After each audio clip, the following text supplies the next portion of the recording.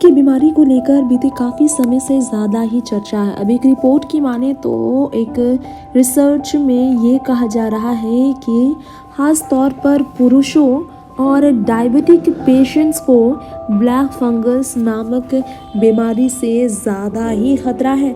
डॉक्टरों ने एक रिसर्च में इस बात का खुलासा किया है। कोरोना का ये संकट दूर हुआ नहीं कि दूसरा संकट आ गया है भारत देश में तबाही मचाने। ब्लैक फंगस यानी कि म्यूकोरमिकोसिस के बढ़ते मामले ने केंद्र और राज्य सरकारों की चिंता पूरी तरह से बढ़ा दी है। अगर माने रिपोर्ट्स की तो पुरुषों में म्यूकोरमिकोसिस से संक्रमित होने की संभावना अधिक कहा जा रहा है। डॉक्टरों की स्टडी में पाया गया है कि कोविड-19 में म्यूकोरमिकोसिस नाम की एक ऐसी बीमारी है जो दुनिया भर में भारत में रिपोर्ट किए गए मामलों की एक विस्तृत समीक्षा में बताया जा रहा है। डॉक्टरों ने कहा है कि फंगल संक्रमण बहुत ही ज़्यादा गंभीर है। कोरोना रोगियों के 101 मामलों का विश्लेषण करने के बाद म्यूकोरमिकोसिस नाम की बीमारी का जांच पता चला है। 69 पुरुष थे जो कि इस बीमारी से पीड़ित थे। डायबिटिक को सबसे ज़्यादा इससे जोखिम है ये कहा है। 101 में 83 लोग जो थे डायबिटिक पेशेंट ही थे जिन्हें इस ब्लैक फंगस ने अपनी चपेट में लिया है। एल्सेवियर जर्नल में प्रकाशित किया गया है कि स्टडी को और कोलकाता के जीडी अस्पताल और डायबिटीज संस्थान से डॉक्टर अवधेश कुमार ने इस बात की रिपोर्ट दी है।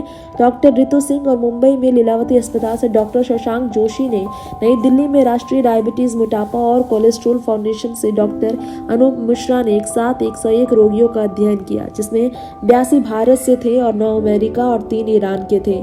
कोविड-19 से संबंधित म्यूकोरमिकोसिस नाम की इस बीमारी को लेकर कहा जा रहा है कि सबसे ज्यादा महाराष्ट्र में इससे प्रॉब्लम हुई है। 90 लोगों की जिंदगी जा चुकी है ये कहा जा रहा है। 101 व्यक्तियों में 60 में सक्रिय कोरोना संक्रमण था, लेकिन 41 ठीक हो गए थे। 101 में से 43 लोगों को डायबिटिक था और 3 पेशेंट कैंसर से जूझ रहे थे।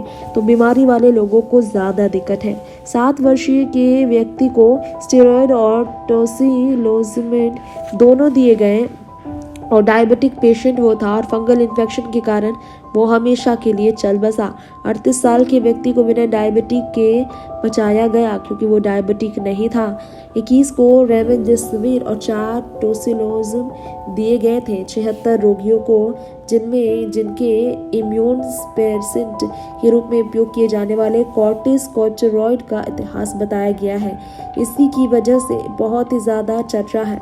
म्यूकोरमिकोसिस के बारे में कहा जा रहा है नाक, साइनस, केंद्रीय तंत्रिका तंत्र, फेफड़े, जठरांत्र संबंधित मार्ग, त्वचा, जबड़े की हड्डियां, जोड़ों, हृदय और गुर्दों को प्रभावित करने वाली ये बीमारी है जिससे सावधान रहने की बहुत ज़रूरत है, घर पर रहने की ज़रूरत है। डॉक्टर जोशी ने कहा है कि अध्ययन ने मरीजों में कॉर्टिकोस्टेरॉइड के विवेकपूर्ण साक्ष्य आधारित उपयोग और साथ साथ में काफ़ी चीज़ों का नियंत्रण रखने की जांच में बात की है। नेक्स्ट 9 न्यूज़ से तृप्ति की रिपोर्ट।